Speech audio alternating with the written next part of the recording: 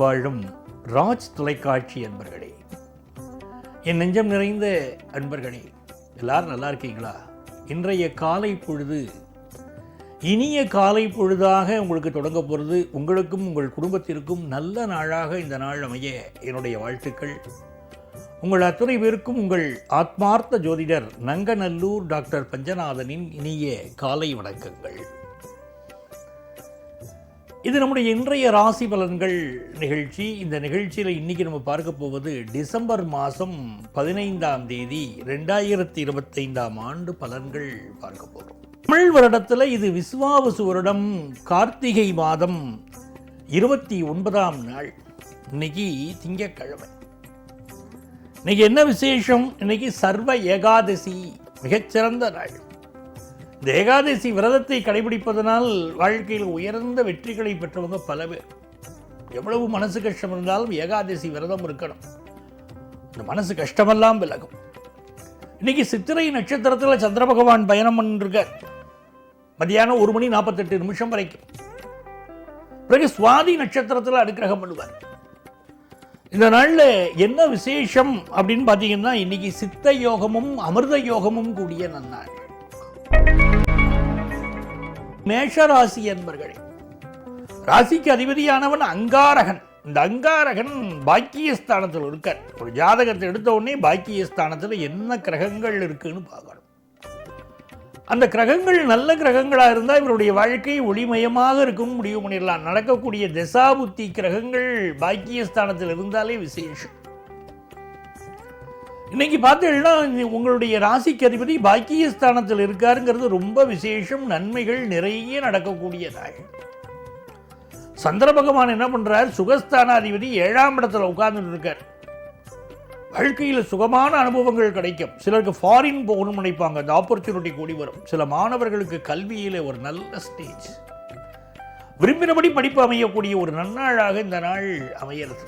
Business பண்ணுறவாளுக்கு நல்ல partners கிடைப்பாங்க, நல்ல கஸ்டமர்ஸ் கிடைப்பாங்க. ரிஷபராசி அன்பர்களே, இந்த ரிஷபராசிக்காரர்களுக்கு சுக்கிர பகவான் இப்போ நிவர்த்தி ஸ்தானத்தில் இருக்க. மனசுல ஒரு காரியம் நினைச்சுட்டு இருக்க, ஒரு தடையோ தாமதமோ இருக்குன்னா இன்னைக்கு காமாட்சியை தரிசனம் பண்ணணும். காமாட்சி வழிபாடு இன்னைக்கு என்ன பண்ணோம்னா, ரிஷபராசிக்காரர்களுக்கு எல்லா வகையிலும் வெற்றிகளை கொண்டு வந்து கொடுக்கும். சிலருக்கு கொஞ்சம் மூச்சு பிரச்சனை, சிலருக்கு அலர்ஜி கம்ப்ளைண்ட், இதெல்லாம் இப்போ இருந்துட்டு இருக்கும். உடல் நலத்தில் அக்கறை எடுக்கணும். கூட பிறந்த சகோதரனுடைய சில கருத்து மாறுபாடுகள் சிலருக்கு இருக்கும். புதுசாக வீடுமனை வாங்கும் போதெல்லாம் இப்போ ரொம்ப கவனமாக இருக்கணும். 8ல் செவ்வாய் போயின்னு இருக்காரு பாருங்க. அதில் வீடுமனை வாங்குகிற போது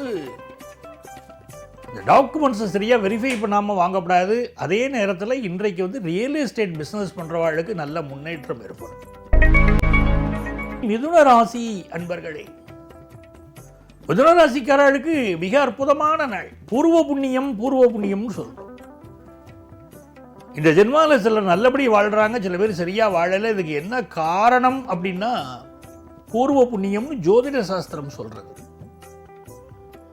அப்போ இந்த மாதிரி பூர்வ புண்ணியம் நமக்கு இன்னைக்கு எப்படி இருக்குன்னு பார்த்தோம்னா, மிதுனராசிக்காரர்களுக்கு இன்னைக்கு 5ஆம் இடத்துல சந்திரன். பூர்வ புண்ணியத்தில் நாம் செய்த நன்மையோ தீமையோ இன்னைக்கு அனுபவிக்கக்கூடிய நாள்.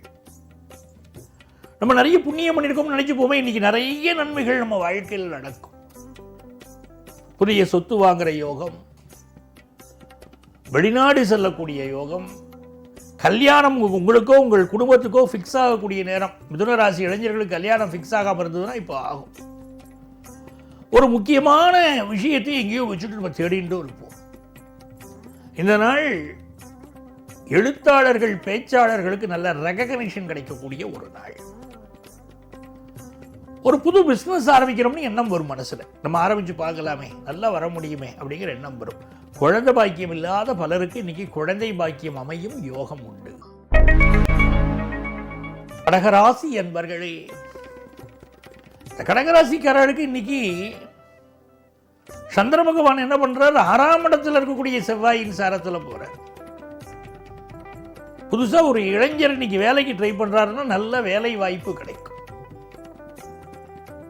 ரொம்ப நாளாக ட்ரை பண்ணிகிட்டே இருக்கேன், எனக்கு வேலையே கிடைக்கல அப்படிங்கிறவாளுக்கு நல்ல வேலை வாய்ப்பு கிடைக்கும். இன்னொரு பக்கம் நம்ம ஹெல்த் இருக்கு இல்லையா, ரொம்ப முக்கியம். இந்த சளி தொந்தரவு, சின்ன சின்ன தொந்தரவுகள், அலர்ஜி கம்ப்ளைண்ட் எல்லாம் இன்னைக்கு கடகராசிக்காரர்களுக்கும் உண்டு. அதுவே இஎன்டி பிராக்டிஸ் பண்ணக்கூடிய மருத்துவர்களுக்கு நல்ல பெயரும் புகழும் இன்னைக்கு கிடைக்கும்.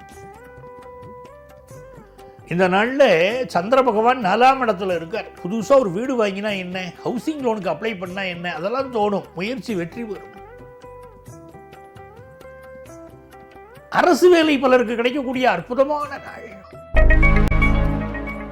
சிம்மராசி அன்பர்களே, மிக மகிழ்ச்சியான நாளா சிம்மராசிக்கு இந்த நாள் அமையிறது.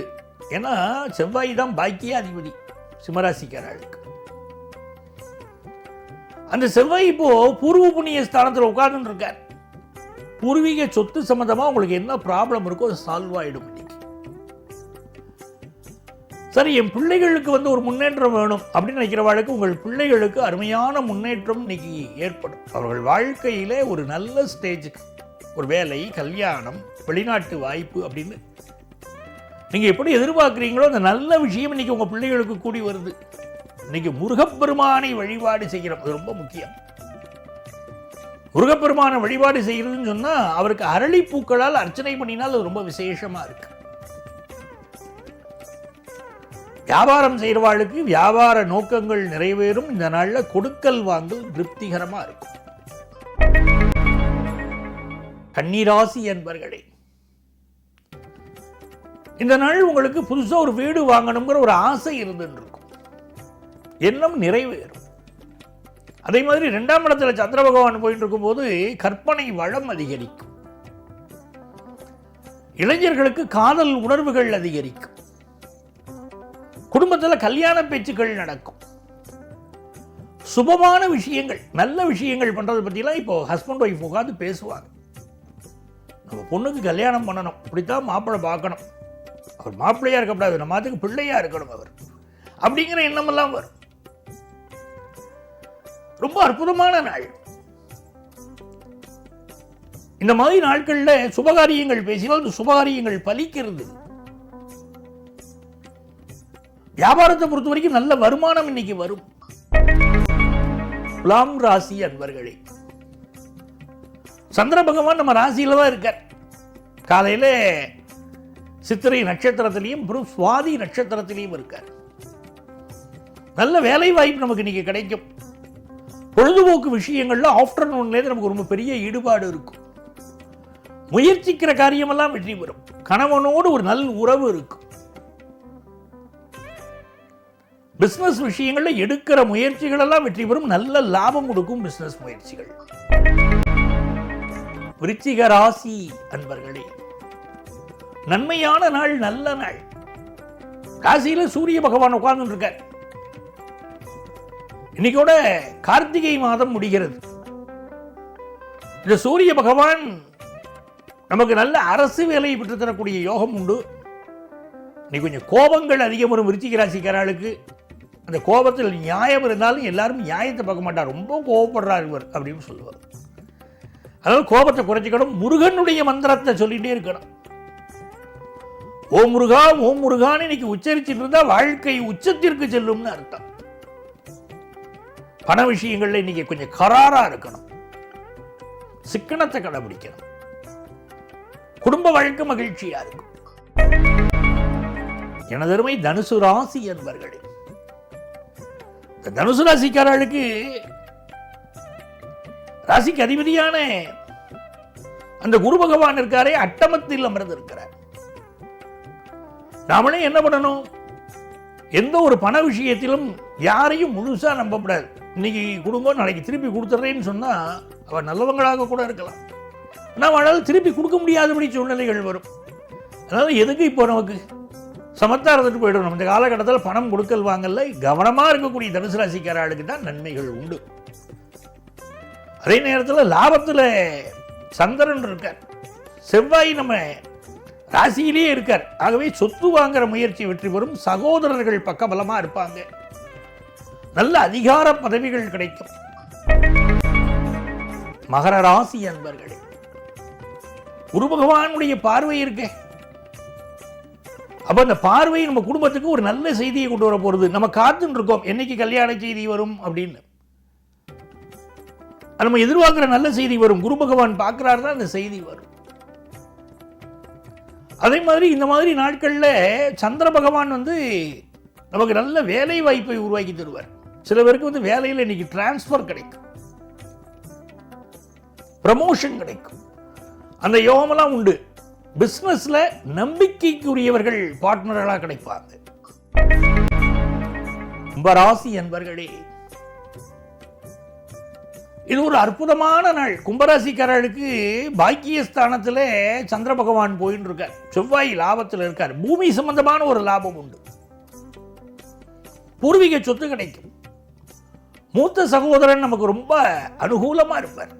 எல்லா முயற்சிகளும் இன்னைக்கு வெற்றி. புதுசாக சொத்து வாங்கணும்னா அந்த விஷயங்கள் நல்லா கூடி வருது. ஆஃபீஸில் ப்ரமோஷன் கிடைக்கிறது. அதிகாரத்தில் உள்ளவர்களுடைய துணை நமக்கு கிடைக்கிறது. நிறைய நிம்மதி உண்டு இந்த நாளில்.